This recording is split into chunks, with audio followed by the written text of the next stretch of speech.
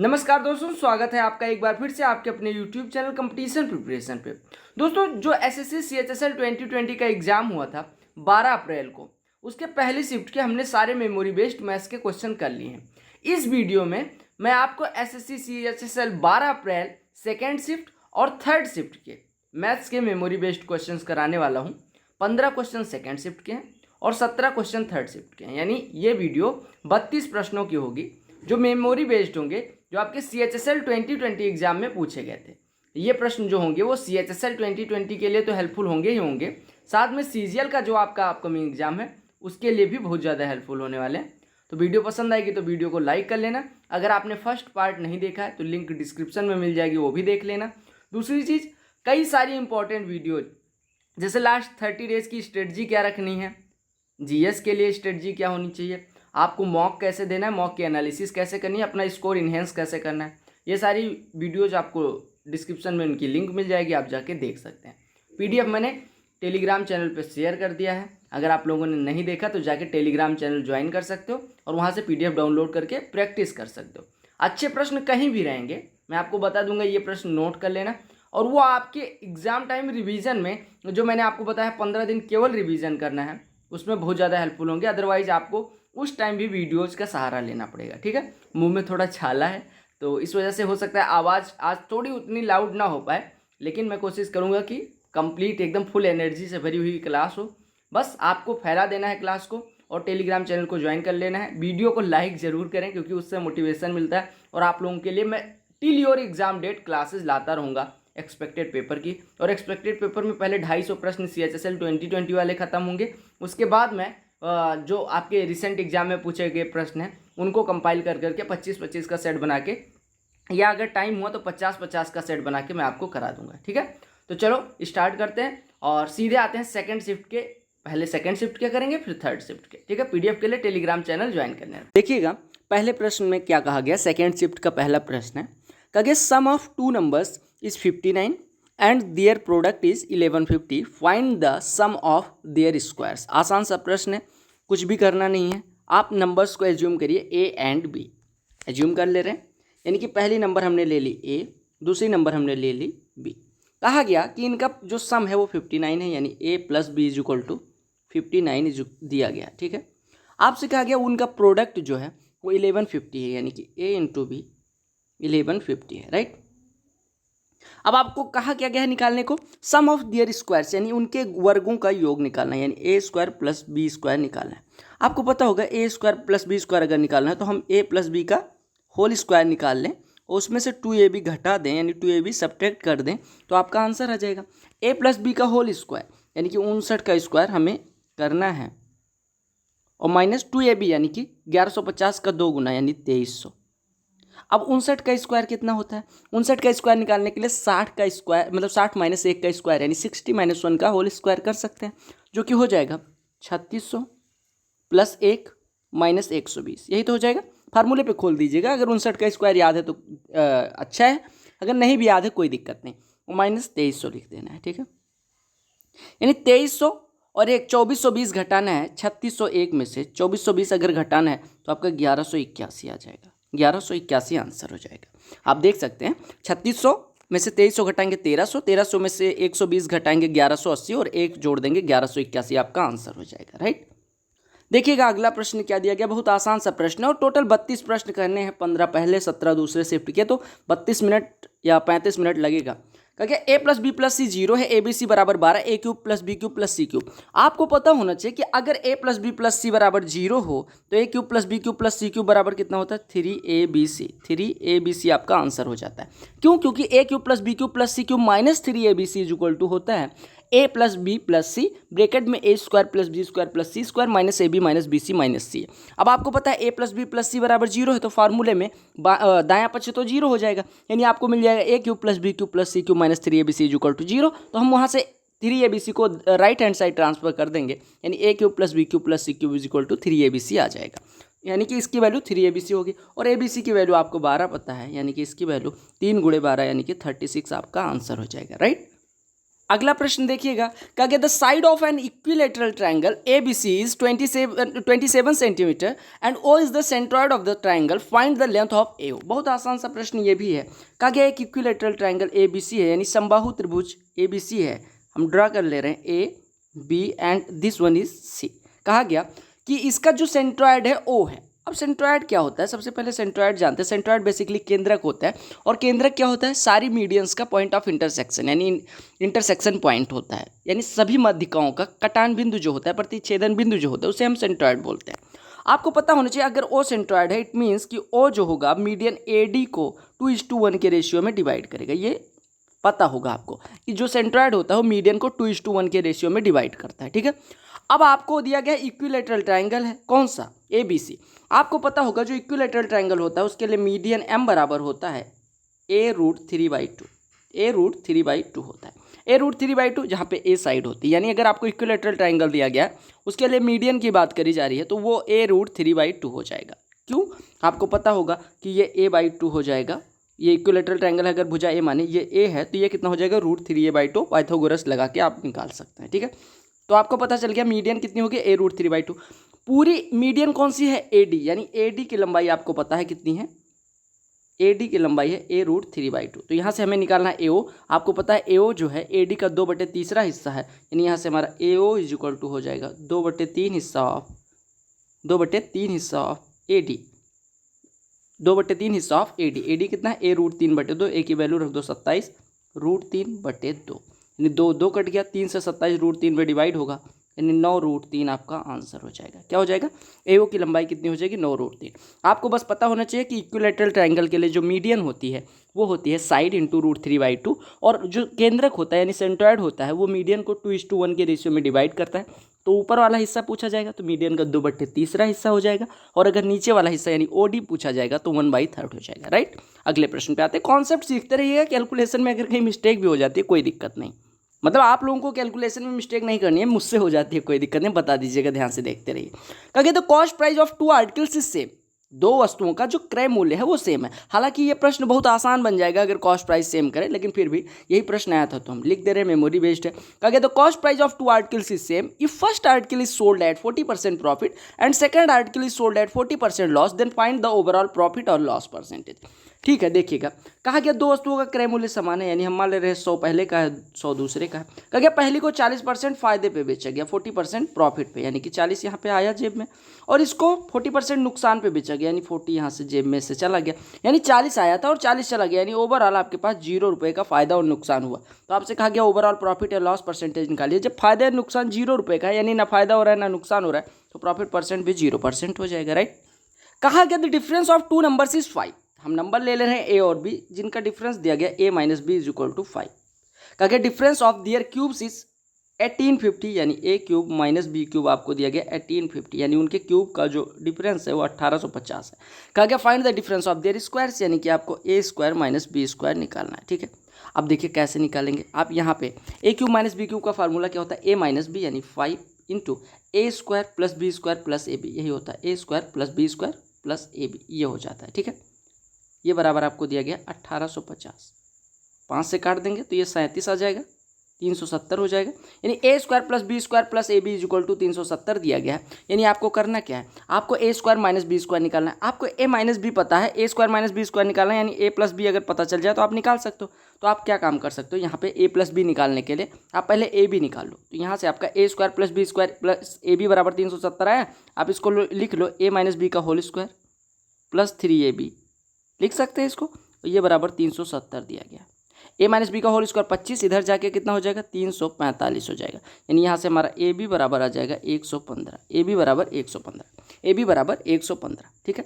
अब आपको ध्यान देना है, AB बराबर 115 आ गया, A - B पता है तो A + B आप निकाल सकते हो। A + B बराबर क्या होता है, अंडर रूट में A - B का होल स्क्वायर यानी 25 प्लस A - B का whole square plus 4 times of AB, यानी 4 टाइम्स ऑफ ये कितना हो जाएगा AB, 4 टाइम्स ऑफ 115 यानी 460, यानी ये आपका हो जाएगा 485 अंडर रूट का, ठीक है। और 485 का वर्गमूल कितना हो जाएगा, 25 से कटेगा नहीं, यानी A + B आ गया √185, A - B आपका 5 है तो A² - B² हो जाएगा 5 टाइम्स ऑफ √485, ठीक है। तो आपका आंसर आ गया 5 times of √485 A square minus B square की वैल्यू आ गई, राइट। कहा गया है ये सर्किल भी सेंटर ओ एंड ये point A is outside the circle. कहा गया एक सर्कल है यानी एक वृत्त है जिसका केंद्र ओ है और एक बिंदु ए है जो वृत्त के बाहर कहीं पे स्थित है।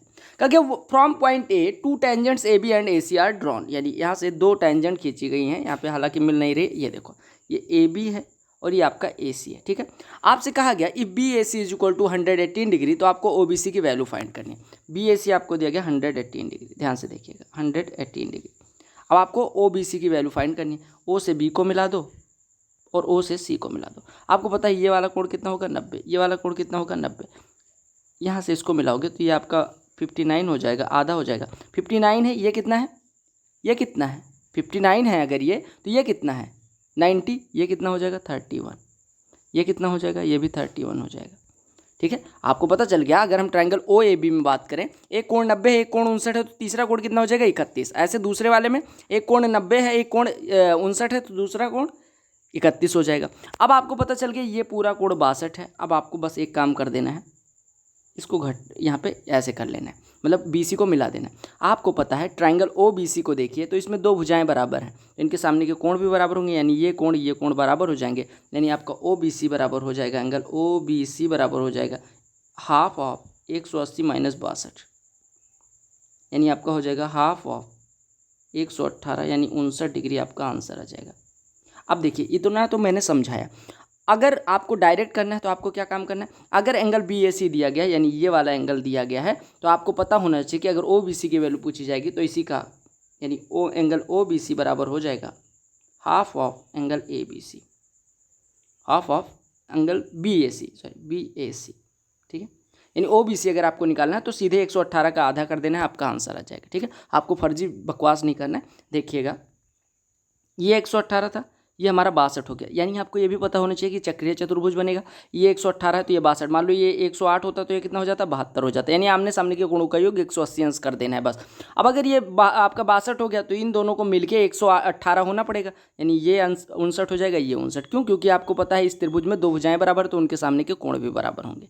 इस प्रश्न में तो कुछ करना ही नहीं है, आपको वैल्यू फाइंड करनी है। वैल्यू फाइंड करने के लिए तो कुछ करना नहीं होता, सीधे वैल्यू पुट करनी होती है। sin 60 की वैल्यू √3/2, उसका स्क्वायर 3/4 हो जाएगा, 3/4 प्लस सेक स्क्वायर 45, कॉस 45 की वैल्यू √2, सेक 45 की √2 उसका स्क्वायर हो जाएगा, कॉस 45 1/√2, सेक 45 √2 उसका स्क्वायर 2, प्लस टेन स्क्वायर 45 1, और माइनस कॉसेक स्क्वायर 30, साइन 30 की वैल्यू होती है 1/2, तो कॉसेक 30 हो जाएगा 2 का स्क्वायर 4 हो जाएगा, यानी 3 1 4, मतलब इसमें 3/4 में से कितना घटाना है, 2 1 3 में से 4 घटाना है, यानी 1, यानी आपका -1/4 आंसर हो जाएगा। एक बार फिर से चेक कर लीजिएगा, साइन 60 की वैल्यू √3/2 उसका स्क्वायर 3/4, सेक 45 की वैल्यू √2 उसका स्क्वायर 2, टेन 45 की वैल्यू 1 उसका square 1, minus cosec square 30, cosec 30 की वैल्यू 2 होती है उसका स्क्वायर 4, तो हमने कहा 3 - 4 यानी कि 1, 3/4 में से 1 घटाओगे -1/4। ये प्रश्न देखिएगा, कहा गया 3 cot x + 2 tan x = 5, तो आपको वैल्यू फाइंड करनी। आप यहाँ पे देख पा रहे हो, अगर tan x को 1 पुट कर दें तो ये 1 हो गया, ये भी 1 हो गया, यानी 3 ये हो गया टोटल वैल्यू, 2 ये हो गया, 3 2 5, यानी आपका tan x बराबर आ गया 1, यानी x बराबर बेसिकली 45 आंसर। tan x बराबर 1 तो cot x भी 1 होगा, तो आपको निकालना क्या है 9 cot स्क्वायर x यानी 9 × 1 9, प्लस 4 tan स्क्वायर x यानी 4 × 1 यानी कि 4, यानी 9 4 13 आपका आंसर हो गया, ठीक है। प्रश्न देखिएगा, कहा गया 3 cot square x - 7 cosec square x + 7 = 0, x की वैल्यू फाइंड करनी है। बहुत आसान सा प्रश्न है। आपको एक चीज़ मैंने कल बताया था, cosec square x - cot square x = कितना होता है 1 होता है। तो आप चाहे cosec को cot में बदल लो, चाहे cot को cosec में, हम बदल ले रहे हैं cosec को cot में, तो ये हो जाएगा cosec square x = 1 + cot square x। अब पुट कर दीजिए, यानी ये हो गया 3 times of cot square x - 7 times of cosec square x यानी 7 times of cot square x + 1 plus 7 = 0, यानी यहाँ से आपका हो गया 3 cot square x - 7 cot square x -7 + 7 यानी कि 0 हो गया, यानी आपका हो गया -4 cot स्क्वायर x बराबर 0, यानी cot x बराबर 0, यानी x बराबर कितना हो गया 90 डिग्री, x बराबर कितना हो गया 90 डिग्री। आप पुट करके देख सकते हैं, तो ये आपका हो जाएगा, देखो ये तो 0 हो गया, कॉट 90 की वैल्यू 0 होती है, tan 90 इनफाइनाइट होता है, तो कॉट 90 कितना हो जाएगा, 0 हो जाएगा, यानी ये 0 हो गया, ये -7 + 7 0 हो गया, तो आपका x बराबर 90 डिग्री। तो वैल्यू पुटिंग से भी कर सकते थे। अगला प्रश्न देखिएगा, यहाँ पे आपको कॉन्सेप्ट नहीं सिखाना है, कॉन्सेप्ट आपको आता होगा बस रिवीजन करना है। अगर कोई क्वेश्चन ऐसा है जिसका कॉन्सेप्ट नहीं आता तो आप वो कॉन्सेप्ट भी देख लीजिएगा। आप लोगों को जो लगता है कि पेपर बहुत कठिन आता है, ऐसा कुछ भी नहीं होता। कहा इफ ये value changes from this one two this one find the change in percentage. आपको परसेंटेज में चेंज निकालना है, ध्यान से देखिएगा। आपको दिया गया 35,600 से घट के कितनी हो जा रही है, 34,888, यानी कि 112 की इधर कमी, और 112 एक 712 हो गया, और 1000 और मान लो, तो ये आपका कितना हो जाएगा 112, और ये 712 की कमी हो रही है। ठीक है, कितने पे, 35, 60, 10 पे, यानी 712 की कमी हो रही है आपकी 35,600 पे। तो परसेंटेज में अगर निकालने जाओगे 100 से गुणा कर देना, 1 2 1 2 356 दूना 712, यानी 2% की कमी हो रही। कितने की, 2% की कमी हो रही। कहा गया the price of an article is increase in the ratio of 8:11, increase price of article is 33,000, find the price of article before increment. आपसे कहा गया कि बाद में 11 हो जाती है, पहले 8 थी, बाद में बढ़ी हुई प्राइस जो रेशियो में 11 है वो वास्तव में 33,000 के बराबर है, यानी 11 रेशियो बराबर है 33,000 के। अगर 11 रेशियो 33,000 के बराबर है तो 1 रेशियो 3,000 के बराबर होगा। अब 1 रेशियो 3,000 के बराबर, तो पहले की प्राइस पूछी गई, यानी इंक्रीमेंट से पहले 8 रेशियो के बराबर है, यानी 1 रेशियो 3,000, तो 8 रेशियो 24,000 के बराबर हो जाएगा। राइट, प्रश्न देखिएगा, अच्छा प्रश्न है। कहा गया 2 trains start at A speed of 90 km/h and 70 km/h at the same time from 2 places P and Q towards each other. कहा गया 2 ट्रेन्स हैं P और Q से एक दूसरे की तरफ 90 और 70 की स्पीड से ट्रेवल करती हैं। एक ये ट्रेन है जो 90 की स्पीड से जा रही है, एक ये ट्रेन है जो 70 की स्पीड से एक दूसरे की तरफ आ रही है। ठीक है, कहा गया both the trains meet when one train has covered 130 kilometre more distance than other. कहा गया कि जब दोनों ट्रेन मिलती है तो ये पता चलता है कि पहली ट्रेन ने, मतलब कोई एक ट्रेन ने दूसरी ट्रेन से 130 किलोमीटर ज़्यादा ट्रेवल कर लिया। आपको पता होगा कि अगर 1 घंटे दोनों चलती हैं, एक समय पे जब अगर ये स्टार्ट होते हैं तो 1 घंटे अगर चलेंगी तो 1 घंटे में इनके द्वारा चली गई जो दूरी है उसका अंतर कितना हो जाएगा, यानी डेल्टा डी कितना हो जाएगा, 90 - 70, यानी 1 घंटे में ये 20 किलोमीटर कम चलती है दूसरी वाली। अब आपको पता चल रहा है कि 130 किलोमीटर दूसरी वाली कम चली है, 1 घंटे में 20 किलोमीटर, यानी 20 किलोमीटर कम चलने के लिए 1 घंटे चाहिए, तो 130 किलोमीटर चलने के लिए कितना घंटे चाहिए, 6.5 घंटे। कितने घंटे, 6.5 घंटे, 6.5 घंटे। ठीक है, तो आपसे कहा गया so after how long will the 2 trains meet, यानी कि आपसे ही पूछा गया था कितने घंटे बाद मिलती हैं, तो 6.5 घंटे बाद मिलती हैं, 6.5 घंटे बाद ये दोनों मिल जाती हैं। ठीक है, अच्छा, अब अगर ये पूछा गया होता कि कितनी दूरी पे मिलती हैं, यानी शुरुआत में कितनी दूरी पे थी, तो आपको पता है 6.5 घंटे एक दूसरे की तरफ चली हैं तब मिली है। आपको पता है एक दूसरे की तरफ चलेंगी तो इनकी रिलेटिव स्पीड, दोनों की स्पीड का सम हो जाएगी, यानी 90 + 70 160 इनकी स्पीड है, रिलेटिव स्पीड, और ये 6.5 घंटे चलती हैं तब मिलती हैं, तो टोटल डिस्टेंस कितनी हो जाएगी, स्पीड इंटू टाइम, यानी 160 इंटू कितना हो जाएगा, 160 इंटू 6.5, यानी कि 13/2 कर लो, ये हो जाएगा 80 × 13, यानी 1040। ठीक है, तो आपका 1040 किलोमीटर टोटल डिस्टेंस थी इनके बीच जब स्टार्ट हुई, और कितने घंटे बाद मिलती है, 6.5 घंटे बाद। अगला प्रश्न देखिएगा, कहा गया find the compound interest of RS 8500 at the rate of 9% per annum for 2 years. आपसे कहा गया 2 साल का चक्रवृद्धि ब्याज निकालना है 8500 रुपये पे 9% की दर से। आपको ये पता होना चाहिए कि अगर सक्सेसिव मतलब वो कंपाउंड इंटरेस्ट है तो उसका मतलब सक्सेसिव होता है, यानी कि क्रमागत। अब आपको पता है x% और y% का सक्सेसिव क्या होता है, x + y + xy/100, तो ऐसे 9 का हो जाएगा, 9 + 9 + 9 × 9/100, यानी 0.81, यानी आपको ब्याज कितना मिलेगा, 18.81% का। आपको पता है 8500 का 1% होता है 85, तो 18.81% ब्याज मिल रहा है, यानी 85 × 18.81 इतना रुपया मिलेगा। अब आप इसको सॉल्व करने के लिए आप क्या कर सकते हैं, 85 × इसको लिख सकते हैं 19 - 0.19 लिख सकते हैं, बिल्कुल लिख सकते हैं। आप देखिए, तो आप 85 में 19 से गुणा करें, 19 × 5 = 95, 19 × 8 = 152, और 9 × 161, यानी 1615 हो जाएगा, माइनस ये हो जाएगा 16.15। घटाओगे तो ये आपका कितना हो जाएगा, ये 16 घटाओगे तो ये 1599 बचेगा, यानी ये 1598.85 रुपये ब्याज मिलेगा। 1598 रुपये 8 मतलब 1598 रुपये 85 पैसे आपको ब्याज मिलेगा। आप कैलकुलेशन चेक कर लीजिएगा। ठीक है, कहा गया if A and B work in 3 days, A and B do a work in 3 days, यानी A और B अगर एक साथ कार्य करते हैं तो 3 दिन में कार्य खत्म हो जाता है। राइट, कहा गया B और C अगर सेम कार्य करते हैं तो उनको 4 दिन लगता है, और कहा गया C और A अगर सेम कार्य करते हैं तो उनको 6 दिन लगता है। कहा गया how many days will A take to complete the same work alone. कहा गया ए अकेले कार्य करे तो कितने दिन लगेंगे, 3 4 6 का एलसीएम हो गया 12 यूनिट, यानी ए और बी मिलकर 4, बी और सी मिलकर 3, सी और ए मिलकर 2 यूनिट करते हैं। तीनों को जोड़ लो, यानी 2 times of A plus B plus C आपका आ गया 4 3 7 2 9, यानी कि ए प्लस बी प्लस सी कितना हो गया 4.5।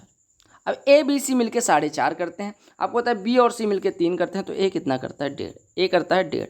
अब अगर एक दिन में ए 1.5 करता है तो 12 करने के लिए 12/1.5 यानी कि 8 दिन की आवश्यकता होगी, राइट। कहा गया कि सरकमफ्रेंस यानी कि परिधि अगर 40 पाई हो तो एरिया निकालना है। आपको पता है परिधि कितनी होती है 2 पाई इंटू रेडियस, यानी 2 पाई आर बराबर आपको दिया गया 40 पाई, यानी यहाँ से हमारी रेडियस आ जाएगी 20। अब रेडियस 20 हो गई तो आपको निकालना क्या है एरिया, यानी कि पाई आर स्क्वायर आपको निकालना है, यानी कि पाई आर वृत्त के लिए एरिया क्या होती है पाई आर स्क्वायर। 20 का स्क्वायर 400 इंटू पाई 400 पाई आपका आंसर हो गया। तो ये सिर्फ मुझे अभी तक जितने प्रश्न मिले हैं वो बहुत आसान थे। बाकी डीआई के जो प्रश्न थे डीआई प्लेलिस्ट में आप चेक कर लीजिएगा, डीआई में मैंने प्रश्न करवाए उसी में से कोई एक टाइप पूछा गया होगा, तो डीआई प्लेलिस्ट आप चेक करते रहें।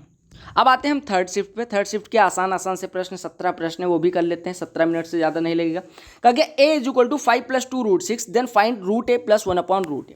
आपको पता है ए बराबर 5 + 2 √6 हो तो रूट ए कितना हो जाएगा √3 + √2।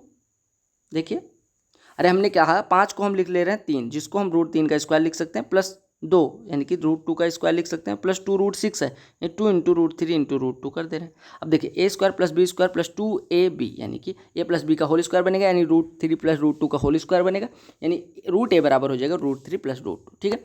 और 1/√a कितना हो जाएगा आपको पता है, अगर इनका डिफरेंस देखो 3 और 2 का डिफरेंस कितना है 1, तो 3 और 2 का अगर डिफरेंस 1 है तो 1/√a कितना हो जाएगा, बस इसका साइन पलट दो, यानी √3 - √2 हो जाएगा। तो आपको निकालना क्या है ए plus root A plus 1/√a, तो जोड़ोगे दोनों को तो यहाँ से √2 कैंसिल हो जाएगा, यानी 2√3 आपका आंसर हो जाएगा, ठीक है। प्रश्न देखिएगा, कहा कि P Q R is an isosceles triangle. Isosceles मतलब होता है समद्विबाहु त्रिभुज। पी क्यू आर जो है समद्विबाहु त्रिभुज है, ये पी है ये क्यू है और दिस वन इज आर। कहा गया पी क्यू और पी आर 25-25 सेंटीमीटर के हमने लिख दिया। कहा गया P S is median, P S median है, माध्यिका है। माध्यिका आपको पता है आइसोसेलेस ट्राइंगल में ये परपेंडिकुलर भी होता है, ठीक है। पी एस बराबर 7 दिया गया। अब अगर ये परपेंडिकुलर है 25 है तो ये 24 हो जाएगा, 24 7 25 ट्रिपलेट बनाते हैं, सिमिलरली इधर भी 24 हो जाएगा, ठीक है। अब आपको निकालने को क्या कहा गया, कहा गया find length of Q R. आपको पता है क्यू आर का आधा 24 है तो पूरा क्यू आर कितना हो जाएगा 48। आपका आंसर कितना हो गया 48 आंसर हो गया।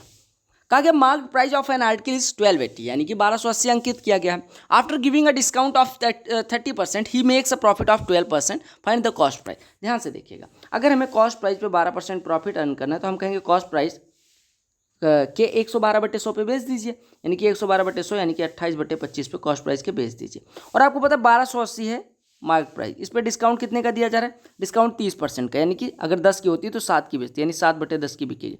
ये भी विक्रय मूल्य है, ये भी विक्रय मूल्य सेम वस्तु के लिए, यानी इन दोनों को बराबर कर दो। अब आप देखो 5 दूनी 10, 5 पचे 25, ठीक है। अब आप 28 14 या 7 से काटो, 7 से कटेगा हाँ 7 से काटो, 7 चौको 28, यानी कि 4 से इसको काट दोगे ये 320 हो जाएगा। यहाँ पे 2 बचा हुआ है अभी, एक बार फिर से देख ले रहे हैं, कैलकुलेशन मिस्टेक नहीं होनी चाहिए। 5 दूनी 10, 5 25, ठीक है। 2 से इसको काट दो ये 640, 7 से काट दोगे 4 बचेगा, 4 से कटेगा 160, यानी 5 × 160 यानी CP बराबर हो गया 800। CP बराबर हो गया 800 रुपये। कितना हो गया 800 रुपये, राइट। कहा गया Raghav spend 80% of his income if his income is increased by 12% and expenditure is increased by 17.5%, then find the percentage change is saving। कहा गया कि राघव जो है वो 80% स्पेंड कर देता है, यानी इनकम यहाँ पे लिख रहे हैं, यहाँ पे स्पेंड मनी लिख रहे हैं, यहाँ पे स्पेंड नहीं एक्सपेंडिचर लिख दे रहा हूँ, यहाँ पे सेविंग लिख रहा हूँ। अगर 100 कमाता है 80 वो खर्च कर देता है तो अभी कितना बचता है 20 रुपये बचाता है। कहा गया 12% बढ़ गई, यानी 112 हो गई। और कहा गया कि जो एक्सपेंडिचर है वो 17.5% बढ़ गया। 80 का 17.5% कितना हो जाएगा 80 का 17.5 यानी 8 × 17.5/10, यानी कि ये आपका हो जाएगा 5 दूनी 10, 5 से काटेंगे 5 3 15.5, 2 से कटेगा 4, यानी 14 बढ़ जाता है, यानी 94 हो जाता है। अब देखिए 112 कमाएगा 94 खर्चा करेगा, यानी बचेगा कितना 18 रुपये। ध्यान से देखिएगा, अब अगर 20 पहले बचाता था 18 अब बचा रहा है, यानी 2 रुपये की कमी, यानी कि 2 रुपये 20 पे कितना परसेंट हो जाएगा 10%। 10% क्या कमी हो रही है, ठीक है। अगला प्रश्न देखिएगा, कहा गया ये circle be centre O and a point P is outside the circle from point P 2 tangents PA and PB are drawn if APC is equal to 50 degree. तो आपको OAB की वैल्यू निकालनी है। ध्यान से देखिएगा, 1 मिनट, सर्किल है एक उस पर दो टेंजेंट्स ड्रा की गई हैं पॉइंट पी से। ये पी है, ये ए है और दिस वन इज पी, ठीक है। सेंटर ओ है, राइट। अब देखिएगा कहा कि ए पी सी जो एंगल है, ए पी सी कौन सा, ए पी बी होगा, ठीक है। ए पी बी जो है वो 50 अंश का है, ये 50 अंश का है, ठीक है। तो आपसे कहा गया ओ ए बी की वैल्यू बतानी। ओ ए बी आपको पता है, देखो ये वाला एंगल बताना है। अब देखो ये 50 है तो ये कितना हो जाएगा 130, ये 50 है तो ये 130 हो जाएगा। आपको ओ ए बी बताना है तो ये कितना हो जाएगा 25, ये भी हो जाएगा 25, ये भी हो जाएगा। पहले प्रश्न में आपको याद होगा, अभी कुछ देर पहले मैंने बताया था कि एंगल ओ ए बी जो होता है वो क्या हो जाता है, half of angle A P B, ये तो हो जाता है। ए पी बी आपको दिया गया है कितना, ए पी बी 50, तो उसका आधा ओ ए बी हो जाएगा, यानी कि 25 हो जाएगा। कहा गया ये truck covers at certain distance 480 kilometre in a certain time. If it reduces the speed by 8 kilometre per hour then time taken is increased by 2 hours, find 50% of original speed. कहा गया 480 किलोमीटर को कुछ certain घंटे में तय करता है। हम मान लेते हैं ओरिजिनल स्पीड 2x थी, तो हमें इसकी आधी निकालनी है, यानी हमें x की वैल्यू फाइंड करनी है, ठीक है। अब देखिएगा 480 को ट्रेवल कितने में करेगा, अगर 2x स्पीड होगी 480/2x में। अब कहा गया कि अगर वो उसकी स्पीड 8 किलोमीटर प्रति घंटे घट जाए, यानी अभी स्पीड कितनी हो जाती है 2x - 8, तो अब 480 को ट्रेवल करने में कितना समय लगेगा 480/2x - 8। और आपको कहा गया अब जो टाइम लग रहा है वो पहले के टाइम से 2 घंटे ज़्यादा है, यानी ये 2 घंटे ज़्यादा है। आपको इस इक्वेशन को सॉल्व करना है, ठीक है। चलो इसी को सॉल्व करना है। अब आप ऑप्शन से करते तो बहुत आसान हो जाता, अदरवाइज वैसे करो तो ये हो जाएगा 2 + 240, पहले तो 2 से डिवाइड कर दो, 2 से डिवाइड करोगे तो ये बचेगा 1 + 240/2x यानी 120/x, ठीक है। और बराबर ये हो जाएगा 120/x - 4। अब इसको इधर ले आओ, सॉल्व कर लो, यानी ये आपका हो गया 120/x - 4, कॉमन ले लो तो 120/x - 4 - 120/x = 1, यानी यहाँ से सॉल्व करोगे तो 120 इंटू ये बचेगा कितना 4 = x × x - 4, यही तो बच रहा है। यानी कि ये हो गया 480 बराबर x × x - 4। अब x की ऐसी वैल्यू फाइंड करनी है जिसका और उससे 4 कम का जो गुणा है वो कितना हो जाए 480 हो जाए। तो x बराबर 24 पुट कर दो, x बराबर 24 पुट करोगे तो ये हो जाएगा 24 × 20, यानी x बराबर आपका 24 आ गया। और यही फाइंड करना था, ओरिजिनल स्पीड का आधा, यानी x बराबर 24 फाइंड करना था। तो आप यहाँ से भी कर सकते थे, अदरवाइज यहीं पे आपको समझ आ जाना चाहिए। अगर ऑप्शन होता तो आप आसानी से कर लेते। यहाँ पे 24 पुट करके 480 का फैक्टर होना चाहिए, जो भी होता है वो 480 के फैक्टर होता, या हम कह सकते थे 120 का फैक्टर होता। ये इक्वेशन बनने के बाद हम कह देते 120 का फैक्टर होना चाहिए। वो संख्या जो हो उसका मतलब जो संख्या आनी चाहिए वो x की जो वैल्यू आनी चाहिए वो 120 का फैक्टर होना चाहिए, और उससे 4 घटाने पे भी 120 का फैक्टर होना चाहिए। तो ये इक्वेशन आपको न सॉल्व करना पड़ता। हालांकि हमें पता चल गया कि x × x - 4 बराबर अगर 480 है तो x बराबर हम 24 पुट कर दे रहे हैं। देखो 24 यहाँ 20 यहाँ, और आप कहेंगे 24 20 क्यों, क्योंकि अंतर 4 का दिया गया था, यानी 480 के दोनों फैक्टर होने चाहिए थे और उनका अंतर 4 का होना चाहिए, ठीक है। तो उस सेक फाई 65/63 दिया गया। 8 cosec फाई - cot फाई की वैल्यू निकालनी है, आपको समझ में आना चाहिए। देखो अगर हम इस एंगल को फाई मान लें, ये 90 डिग्री है, ये फाई हो जाए तो सेक फाई कितना होता है कर्ण/आधार, यानी 65 है, ये 63 है, ठीक है। ये कितना हो जाएगा आपको पता है, ये 65 है, ये 63 है, तो भैया 1 मिनट देख ले रहे हैं, 2 और ये 108 कितना हो जाएगा 128, 256, यानी ये 16 होना पड़ेगा, राइट। एक बार देख लेते हैं 63 और 65, ये मतलब जो ये तीसरी भुजा बचेगी वो कितने की हो जाएगी 65 का स्क्वायर - 63 का स्क्वायर। तो 65 का स्क्वायर - 63 का स्क्वायर, 65 - 63 2, 65 + 63 यानी कि 128, 128 दूना 256, यानी कि ये हो जाएगा 8 दूनी 16, ठीक है एकदम सही है। यानी एक भुजा हो गई 16। अब आपसे कहा गया 8 cosec फाई 16 है, 8 cosec फाई यानी 8 टाइम्स ऑफ cosec फाई कितना हो जाएगा कर्ण/लंब, यानी 65/16 - cot फाई यानी कि 63/16, घटा लो, यानी ये 2/16, 8 × 2/16 आ रहा है, यानी कि 16/16 आपका आंसर 1 हो जाएगा, राइट। कहा गया in a triangle the product of 2 sides A and B is 24। कहा गया एक ट्राइंगल है जिसमें प्रोडक्ट ऑफ साइड्स ए और बी का जो प्रोडक्ट है वो 24 दिया गया, राइट। कहा गया where A and B are integers then how many such triangles are possible. कहा गया ए और बी इंटीजर हैं तो ऐसे कितने ट्राइंगल बन सकते हैं। अब आपको ऐसी वैल्यू ए और बी की रखनी है जो इंटीजर हो, यानी आपको 24 के ऐसे फैक्टर निकालने हैं, ऐसे फैक्टर्स का पेयर निकालना है जो इंटीजर हो। तो आप कहेंगे ए बराबर 24 रख दो, बी बराबर 1 रख दो, बी बराबर 2 रख दो, ए बराबर 12 रख दो, बी बराबर 3 रख दो, ए बराबर 8 रख दो, बी बराबर 4 रख दो, ए बराबर 6 रख दो। अब और बाकी कोई फैक्टर बनेगा नहीं, तो 1 2 3 4 यानी 4 पेयर पॉसिबल हैं। तो ये आपका आंसर हो जाता है कि 4 पेयर पॉसिबल हैं ऐसे ट्राइंगल के, ठीक है, ऐसे 4 ट्राइंगल पॉसिबल हैं। ये जहाँ तक मुझे याद आ रहा है कि ये सीजीएल मेंस 2017 का प्रश्न है और मेरे ही शिफ्ट में 20 फरवरी को पूछा गया था और ये प्रश्न मैं गलत कराया था क्योंकि सिली मिस्टेक हो गई थी। क्योंकि x minus Y minus Z is equal to 0, तो आपको वैल्यू फाइंड करनी है x square plus Y square plus Z square upon Y square plus Z X की वैल्यू फाइंड करनी है। बहुत आसान सा प्रश्न है। x बराबर 2 पुट कर दो, y बराबर 1 और z बराबर 1 पुट कर दो, तो वह x बराबर 2 यानी कि 4 प्लस 1 प्लस 1 यानी कि 2 हो जाएगा, बटे वाई स्क्वायर यानी कि 1 प्लस जेड एक्स यानी कि 2, तो हो जाएगा 6/3 यानी कि 2। अब आप सोच भी नहीं सकते कि इस प्रश्न में कोई सिली मिस्टेक कर सकता है और मैंने कर दिया था।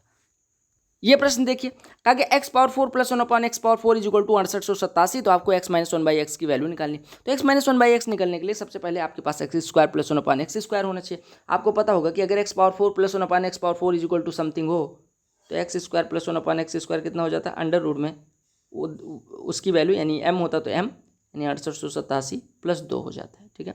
6887 और 2 6889, ठीक है। अब आपको पता है कि 6889 का वर्गमूल क्या होगा। आप देखो, सबसे पहले आपको पता है कि किसके स्क्वायर में 9 आएगा, या तो 3 होना चाहिए या तो 7 होना चाहिए, ठीक है। और आपको पता है अगर हम ये देखो 6400 से बड़ा है यानी 80 के बाद ही होगा, जो भी संख्या होगी वो 80 के बाद होगी, तो 83 और 87 चेक कर लेना है क्योंकि 90 से तो कम है, 90 81 से हो जाएगा।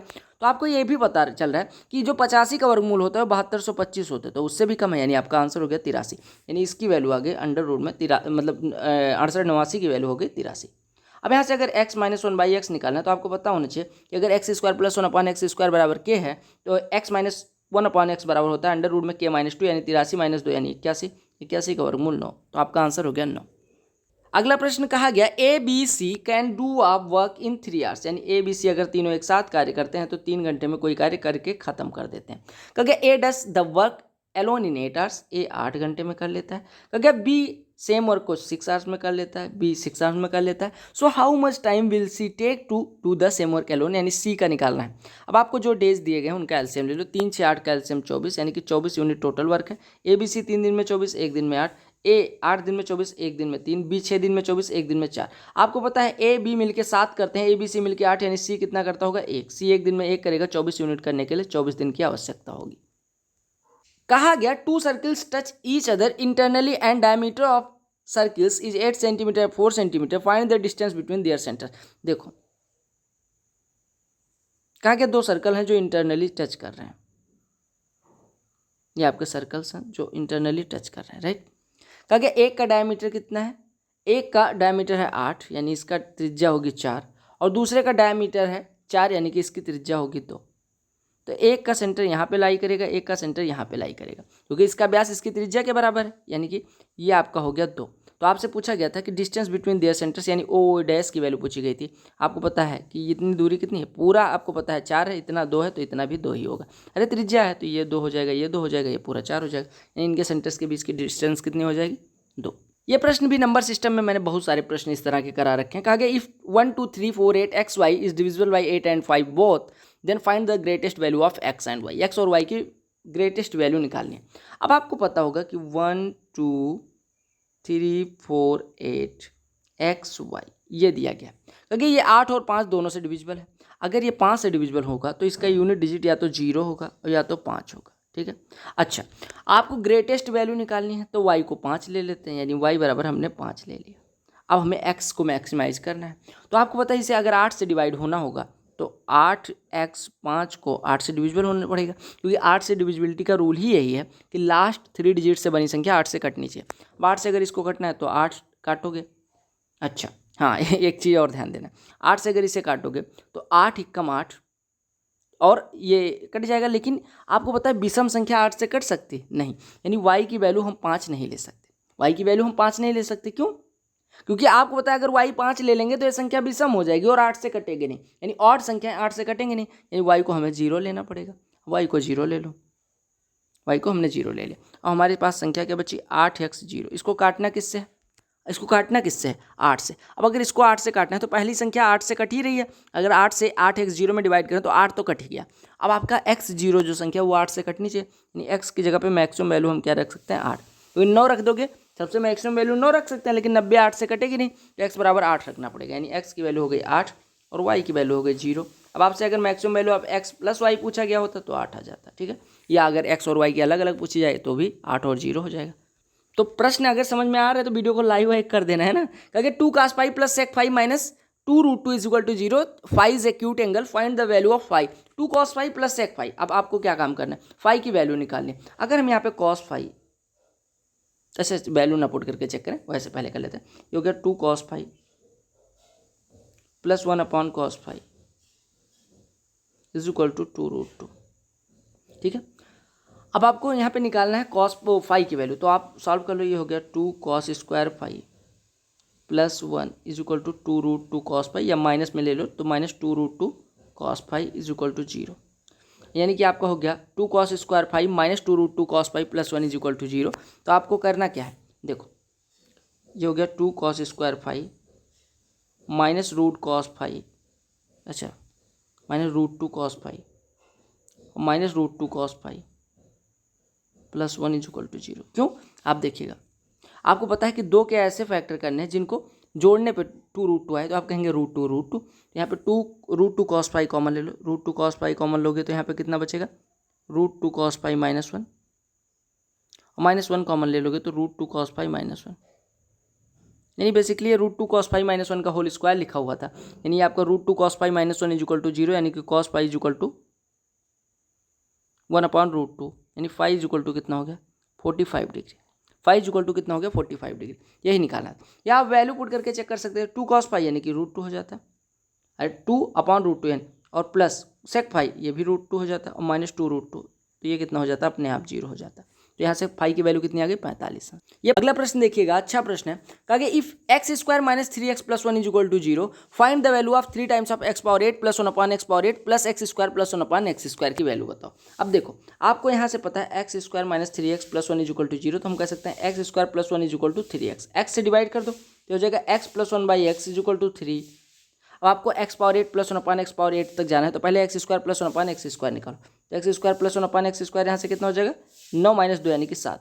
यहाँ से x power 4 plus 1 upon x power 4 कितना हो जाएगा 7 का स्क्वायर माइनस 2 यानी कि 49 माइनस 2 यानी कि 47। और x power 8 plus 1 upon x power 8 कितना हो जाएगा 47 का स्क्वायर माइनस 2 यानी कि 47 का स्क्वायर कितना हो जाएगा 50 माइनस 3 का होल स्क्वायर यानी कि 2509, और 2 पंचे 10 या 300 यानी 2209 हो जाएगा। और 2209 और माइनस 2 यानी कि हो जाएगा 2207, राइट।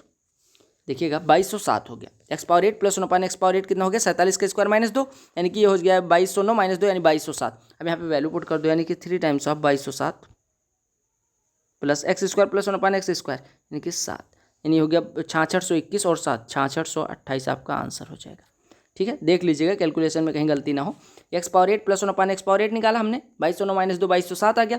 हमने वैल्यू इसकी पुट कर दी, x square plus 1 upon x square यहाँ से 7 पुट कर दिया, आपका आंसर आ गया। ये 3 गुणे 2207 6621 और इसमें 7 जुड़ेगा 6608। कहा गया ratio of A B C is 1/4 4/9 5/12। कहा गया if A is greater than C by 174 then find the total amount by A B C. अब देखो कहा गया ए बी सी का जो अनुपात दिया गया ए बी और सी का 1/4 4/9 5/12 दिया गया। तो 12 9 का एलसीएम 36, 36 और 4 का एलसीएम यानी 36 से गुणा कर दो इसको सही रेशियो में बनाने के लिए। तो यहाँ पे बचेगा 9, यहाँ पे बचेगा 16, यहाँ पे बचेगा 15। अब आपसे कहा गया कि ए का जो हिस्सा है, अच्छा if A is greater than C, आप गलत कह रहे हैं भाई साहब, ए ग्रेटर नहीं हो सकता, C is greater than A होगा। कहा गया if A C is greater than A by 174। आपको दिया गया कि जो सी है वो ए से कितना बड़ा है 174, आप निकालिए पहले। सी ए से कितना बड़ा है 15 माइनस 9 यानी कि 6, 6 बराबर आपको 174 दिया गया है, यानी 6 दूनी 12 6 9 54, यानी 1 यूनिट बराबर 29 रुपये दिए गए हैं। ठीक है, आपको टोटल सम पूछा गया यानी ए प्लस बी प्लस सी, तो 15 और 25 40, अरे 9 प्लस 16 25 और 15 40, यानी 1 यूनिट बराबर 29 है, तो 40 यूनिट कितना हो जाएगा 40 गुणे 29 यानी कि 1160, मेरे हिसाब से 1160 हो जाएगा। ठीक है, तो आपका आंसर हो गया 1160। ठीक है, आप चेक कर लीजिएगा। आपको पता है कि 1/4 4/9 5/12 को सही रेशियो में कैसे बदलेंगे, 12 9 और 4 यानी हर का एलसीएम ले लेंगे, तो 36 हो जाएगा। 36 से गुणा कर देंगे, पहला 9 दूसरा 16 तीसरा 15 हो जाएगा। अब आपको दिया गया सी और ए का अंतर कितना है 174, यानी कि हमने घटाया 15 - 9 6 बराबर 174, यानी 1 बराबर 29। अब 1 बराबर 29 टोटल अमाउंट कहा गया था निकालने को, तो 40 हो जाएगा 1160। कहा गया the sum of radius of base and height of a cylinder is 12.5 centimetre. कहा गया रेडियस और हाइट का जो सम है वो कितना दिया गया, यहाँ पे किनारे पे लिख रहा हूँ, रेडियस और हाइट का जो सम है वो कितना दिया गया 12.5 सेंटीमीटर, राइट। कहा गया टोटल सरफेस एरिया सिलेंडर की, यानी 2πr टोटल सरफेस एरिया होती है, सॉरी 2πr × h+r, ये टोटल सरफेस एरिया होती है, ये बराबर आपको दिया गया 275, ठीक है। तो आपसे कहा गया रेडियस निकालने, आपको मैंने जब 2πr कहा था तो 2πr कर्व्ड सरफेस एरिया होती है, ठीक है, और 2πr × h+r क्या होती है टोटल सरफेस एरिया, यानी कुल पृष्ठ क्षेत्रफल। तो आपको यहाँ से r+s से 12.5 से काटना है, तो 12.5 से काटोगे तो 25 से काटोगे 11 आता, और 12.5 से काटोगे 22 आ जाएगा। आप चेक कर लीजिएगा, ये 25/2 25 से काटेंगे, 25 का 11 दूना 22, ठीक है। तो 2πr बराबर 22, तो यहाँ से हम कह सकते हैं 2 × 22/7 × r बराबर 22, 22 कट गया, यानी r बराबर हो गया 7/2, यानी रेडियस हो गई 3.5 सेंटीमीटर। तो आपको यहाँ से जो फार्मूला याद रखना है वो ये है कि कर्व्ड सरफेस एरिया 2πrh होती है, total surface area 2πrh + 2πr² हो जाएगी, 2πr कॉमन ले लोगे तो कॉमन लेने के बाद h+r बचेगा, 2πr × h+r, ये क्या हो जाएगा टोटल सरफेस एरिया। ये क्या है कर्व्ड सरफेस एरिया। आपको ये क्या दिया गया था क्वेश्चन में दिया गया था, राइट। तो ये थे क्वेश्चंस जो दूसरी और तीसरी शिफ्ट में पूछे गए थे। आई होप आपको सारे क्वेश्चन समझ में आ गए होंगे। अगर समझ में आ गया तो वीडियो को लाइक कर देना, चैनल पर नए होना सब्सक्राइब कर लेना, और बाकी चीज़ें करते रहेंगे। सीपीओ की सीरीज चल ही रही है, बाकी बहुत सारी इंपॉर्टेंट वीडियोज़ की लिंक डिस्क्रिप्शन में भी मिल जाएगी, प्लेलिस्ट भी चेक करते रहो। बाकी टेलीग्राम चैनल से ज्वाइन करके PDF जरूर डाउनलोड